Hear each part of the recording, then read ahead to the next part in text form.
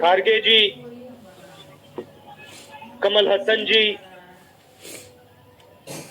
वेणुगोपाल जी, शक्ति सिंह गोहिल जी, Anil ji, stage पे Congress party के senior नेता, हमारे प्यारे कार्यकर्ता, भाइयों और बहनों, प्रेस के हमारे मित्रों, आप सबका यहाँ बहुत बहुत स्वागत, नमस्कार। आपने इतना समर्थन इस यात्रा को दिया, इतनी मदद की, इतनी शक्ति आपने हमें दी, इसके लिए मैं सबसे धन्यवाद करना चाहता हूं, दिल से धन्यवाद करना चाहता हूं।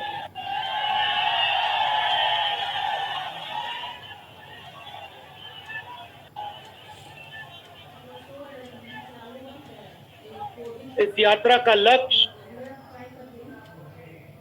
भारत को जोड़ने का है।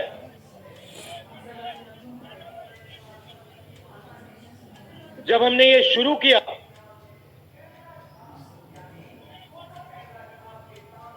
कन्याकुमारी में यात्रा शुरू की, तो मैं सोच रहा था कि नफरत को मिटाने की जरूरत है, और मेरे दिमाग में था कि इस देश में सब जगह नफरत फैली हुई है। मगर जब मैंने चलना शुरू किया तो सच्चाई बिल्कुल अलग थी। मैंने मीडिया के बारे में कहा, शुरुआत में कहा कि हमारे दोस्त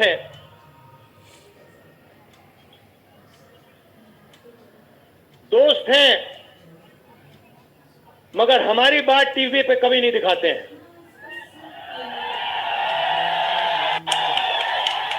और वो तो तब भी ठीक है, तो ठीक है, हमारी बात नहीं उठाएं तो ठीक है, कोई प्रॉब्लम नहीं है। मगर ये एक और काम करते हैं, इनकी गलती नहीं है। देखिए, ये जो यहां खड़े हैं, इनसे गुस्सा मत होइए,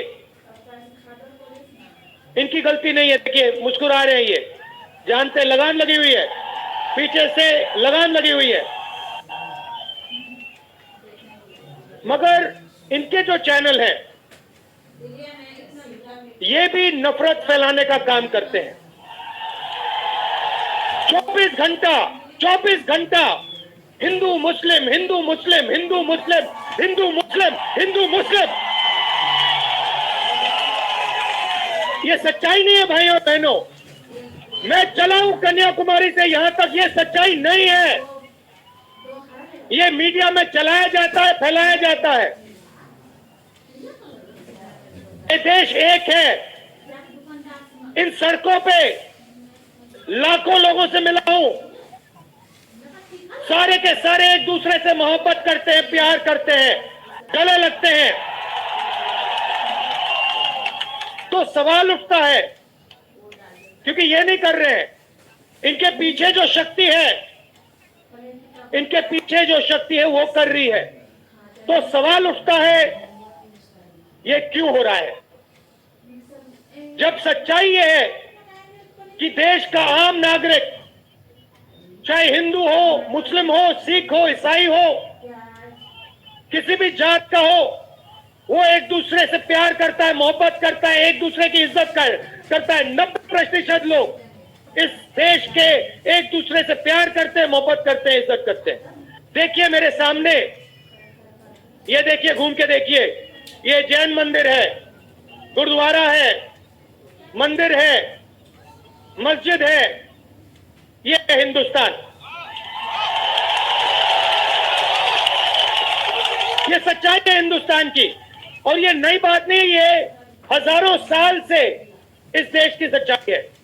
प्यार से ये देश मिलकर एक साथ रहा है। तो सवाल उठता है, ये जो मीडिया के लोग हैं, ये नहीं जो इनके पीछे हैं,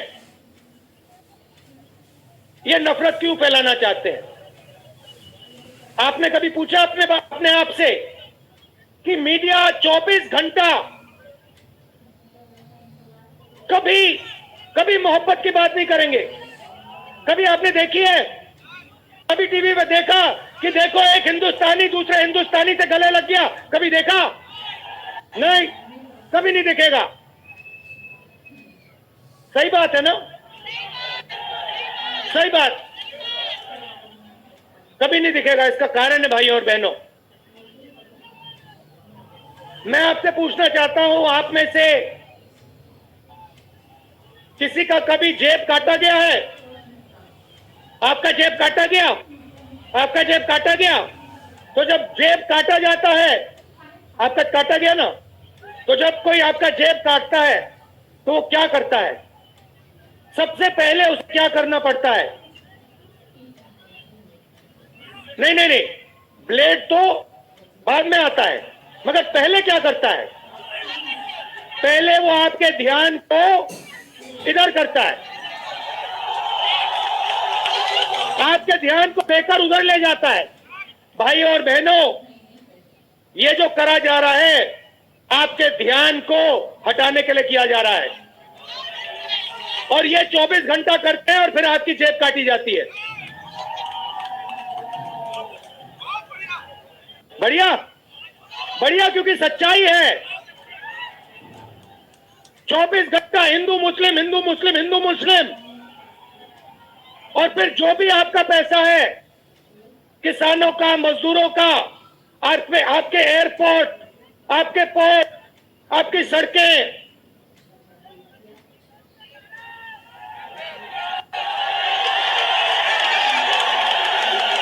सीधा किसके जेब में? इनके मालिक के जेब में। इनको कौन चलाते हैं? नाम बताओ। ये तो सब जानते हैं, पूरा हिंदुस्तान जानता है। भाइयों और बहनों, ये नरेंद्र मोदी जी की सरकार नहीं है, ये अंबानी अदानी की सरकार है। ये सच्चाई है, और ये पूरा पूरा लक्ष्य इनका आपके ध्यान को इधर से उधर, उधर से इधर करने का है। मैं 2800 किलोमीटर चला हूं, 2800, मुझे कहीं नफरत नहीं दिखी, कहीं हिंसा नहीं दिखी, कहीं मारपीट नहीं दिखी। मगर जब मैं इनका टेलीविजन खोलता हूं, 24 घंटे मुझे मारपीट, हिंसा, नफरत दिखाई देती है।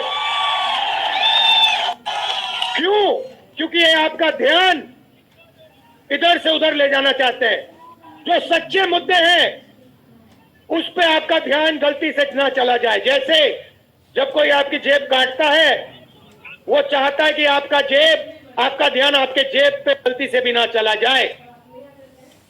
ये हो रहा है इस देश में। तो आपका ध्यान कहां जाना चाहिए? मैं आपको बताता हूं। सबसे पहले आपका ध्यान जो हिंदुस्तान के युवा हैं उनकी ओर जाना चाहिए।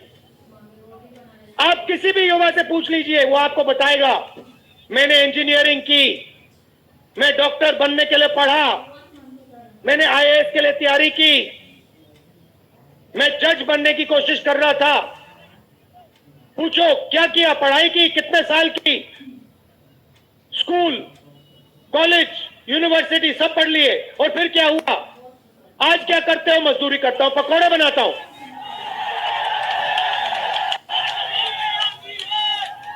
बेरोजगारी क्यों आई? मैं आपको बताता हूं। और जो हमारे छोटे व्यापारी हैं, जो स्मॉल और मीडियम बिजनेस चलाते हैं, आप अच्छी तरह सुनिए, क्योंकि आप इस देश के भविष्य हो। अगर इस देश को कोई रोजगार दे सकता है तो इस देश का किसान और ये जो छोटे व्यापारी हैं और स्मॉल और मीडियम बिजनेसेस चलाते हैं, ये लोग हैं। क्यों? क्योंकि ये लाखों हैं, ये लाखों में हैं, और कोई 100 लोगों को रोजगार देता है, कोई 500 को देता है, कोई 1000 को देता है, कोई 25 को देता है, कोई 33 को देता है, और ये लोग देश को रोजगार देते हैं। अब इनकी बात करते हैं। ये 24 घंटे लगे रहते हैं, बैंक के दरवाजे इनके लिए बंद होते हैं। हिंदुस्तान के 2-3 अरबपतियों को 1 लाख करोड़, 2 लाख करोड़, 3 लाख करोड़ ऐसे दिया जाता है। ये बैंक के सामने जाते हैं, इनको धकेल के निकाल दिया जाता है। राइट? अब क्या? ठीक है, बैंक का पैसा नहीं दिया तभी मान ली बात, तब भी मान ली बात। मगर फिर क्या किया? फिर प्रधानमंत्री ने नोटबंदी की और प्रधानमंत्री ने गलत जीएसटी लागू की। भाई और बहनों, ये पॉलिसी नहीं है, ये हथियार है। छोटे व्यापारियों को, स्मॉल और मीडियम बिजनेस वालों को और किसानों को मारने के हथियार हैं ये। और जब इन्होंने ये काम किया तो देश के जो युवा हैं उनको रोजगार नहीं मिल सकता, सवाल नहीं उठता, क्योंकि जो रोजगार देने वाले हैं उनकी रीढ़ की हड्डी आपने तोड़ दी। किसके लिए तोड़ी? किसके लिए तोड़ी? इनके जो मालिक हैं उनके लिए तोड़ी। गेम को समझो। अब देखिए, अब आगे चलते हैं। युवाओं की बात की, स्मॉल और मीडियम बिजनेस वालों की बात की, दुकानदारों की बात की। अब सड़कों पे मुझे हजारों किसान मिले हैं। 1 सेकंड में पहचान लेता हूं, जैसे ही हाथ मिलाता हूं समझ आ जाता है ये मजदूर है या ये किसान है। हाथ से पता लग जाता है, छिले हुए हाथ होते हैं।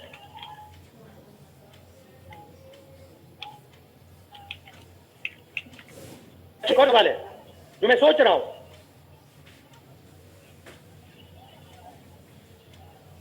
प्रेस वाले ने मुझे पूछा, क्या आपको ठंड नहीं लगती?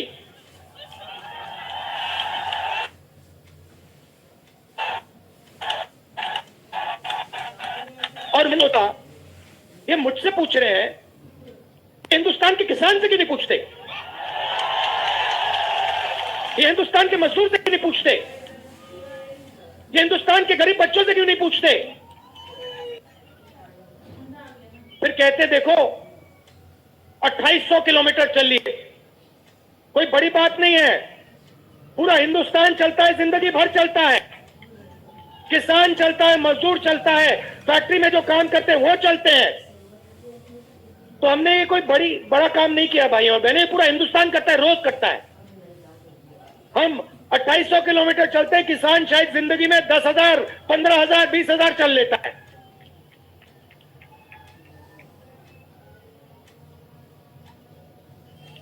तो मैं चाहता हूं कि ध्यान सही जगह जाए। अब बीजेपी ने धर्म की बात उठाई है, हिंदू धर्म की बात करते हैं। मैं आपसे पूछना चाहता हूं, हिंदू धर्म में कहां लिखा है कि गरीबों को, कमजोर लोगों को कुचलना चाहिए? कहां लिखा है? कहां लिखा है कि कमजोर लोगों को मारना चाहिए? कहां लिखा, मुझे बताओ। मैंने तो कहीं नहीं पढ़ा। मैंने गीता पढ़ी है, उपनिषद पढ़े हैं, कहीं नहीं पढ़ा मैंने।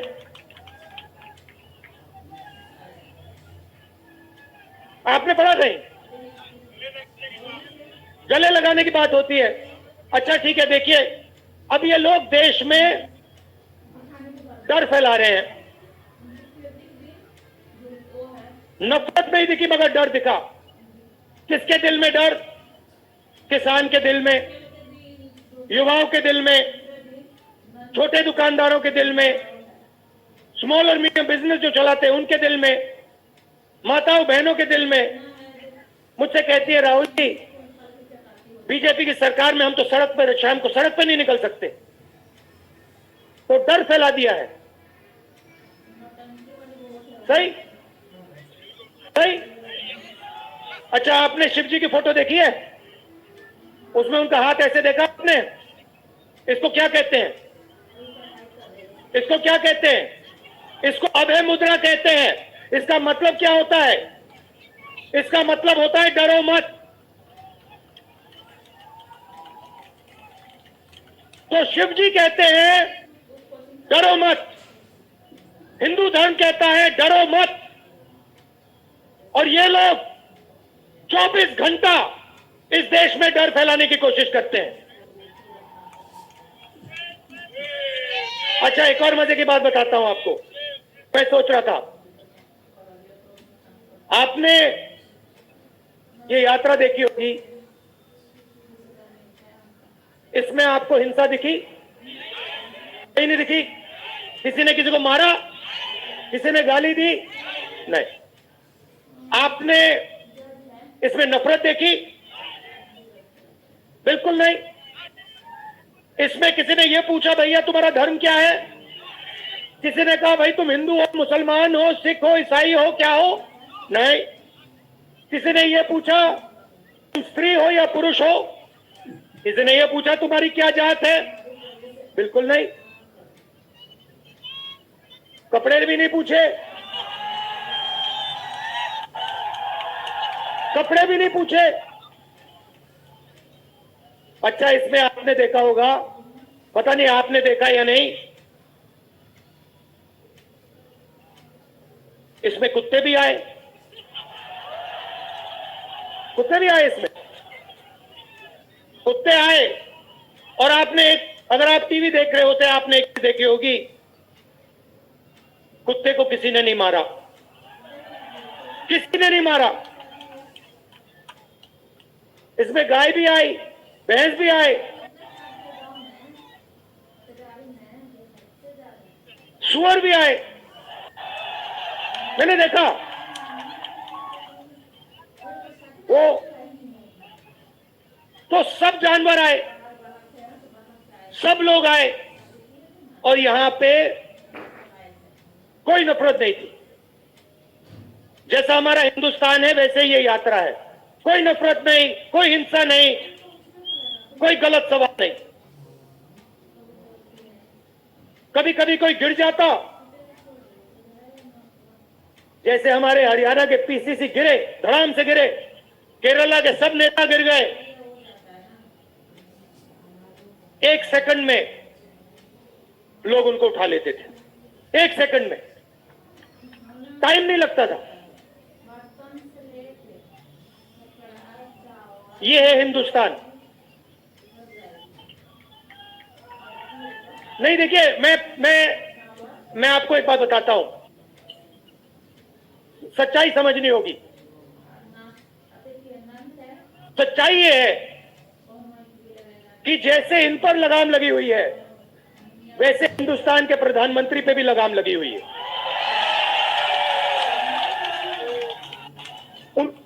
उनकी गलती नहीं है, वो संभाल नहीं पा रहे हैं, कंट्रोल नहीं कर पा रहे हैं, उनको कंट्रोल कर दिया है। नहीं, मैं सच बोल रहा हूं, मैं सच बोल रहा हूं। क्योंकि आप देखिए, एयरपोर्ट भी उनके, पोर्ट भी उनके, एग्रीकल्चर के स्टोरेज डिपो भी उनके,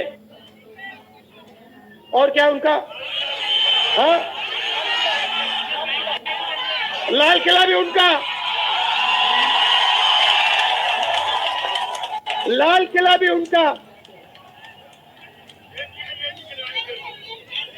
सारे के सारे पब्लिक सेक्टर की कंपनियां उनकी, और क्या उनका, रेलवेज उनकी।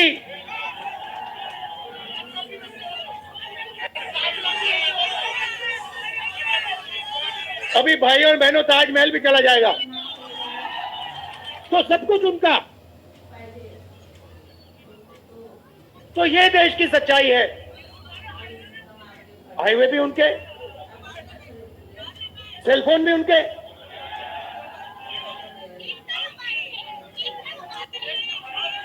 मगर सच्चाई हमारी, आप देखिए, मैं आपको बताता हूं, आपको मैं बताता हूं, अपनी कहानी बताता हूं। जब मैं राजनीति में आया, 2004 में आया, हमारी सरकार थी, चुनाव जीते थे, और ये प्रेस वाले 24 घंटा मेरी प्रशंसा करते थे। 24 घंटा, 24 घंटा राहुल गांधी, राहुल गांधी, राहुल गांधी, राहुल गांधी।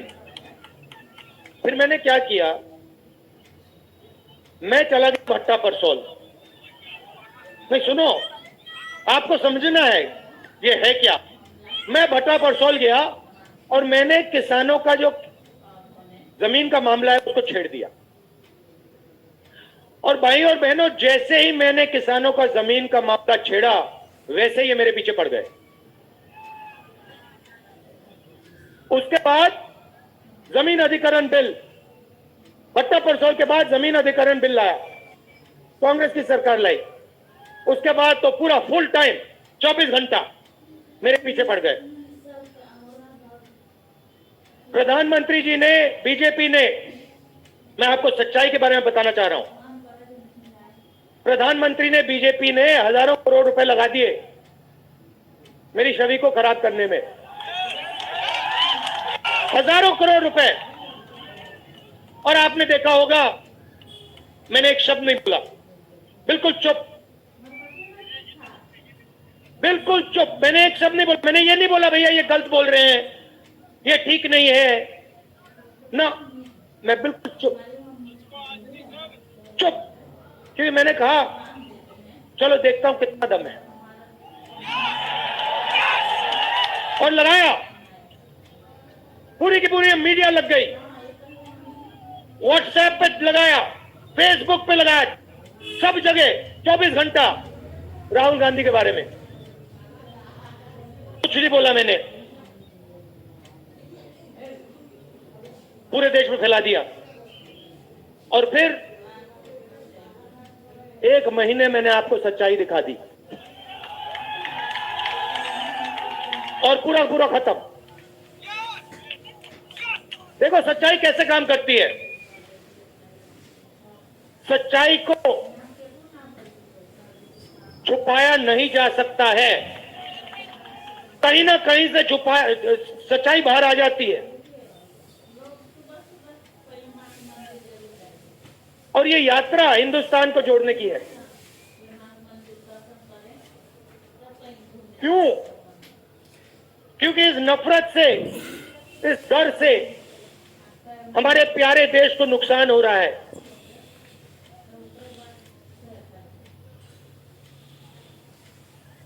ये सच्चाई है, और इसीलिए हमने ये यात्रा कन्याकुमारी से लेकर कश्मीर तक शुरू की है। और ये जो हमारा तिरंगा है, इसको हम श्रीनगर में जाके वहां पे लहराएंगे। और आप में से हजारों लोग हमारे साथ चलोगे, हजारों लोग चलोगे।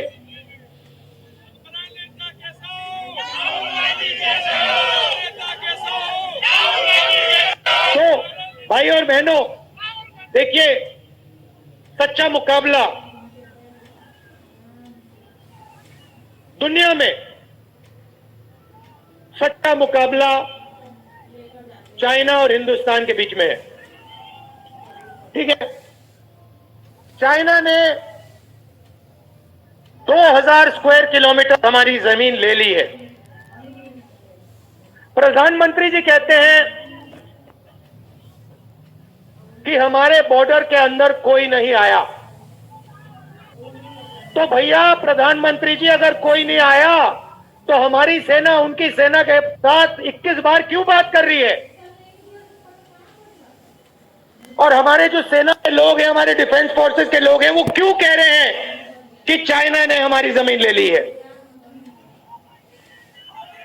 मगर देखिए, कंपटीशन आर्थिक है, मुकाबला आर्थिक है। ये आपके जो सेलफोन है, ये आपके जो शर्ट है, जूते हैं, इसके पीछे आप देखिए, प्रेस वालों के जो कैमरा है इसके पीछे देखिए, उसके पीछे आपको लिखा दिखेगा मेड इन चाइना।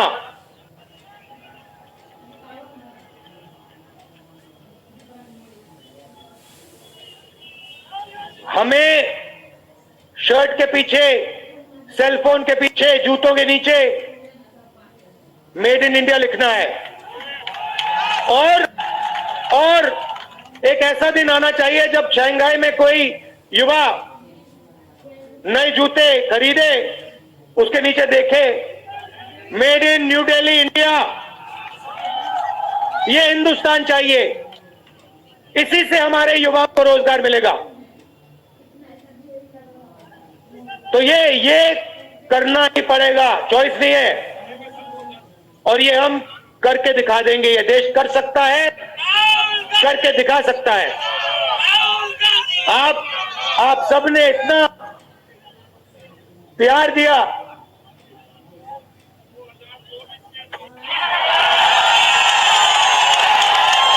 आपने इतना प्यार दिया। मैंने भाषण में राजस्थान में कहा था, आपके नफरत के बाजार में हम मोहब्बत की दुकान खोलेंगे। आपने लाखों दुकानें खोल दी हैं। आप सबका दिल से बहुत बहुत धन्यवाद। नमस्कार, जय हिंद।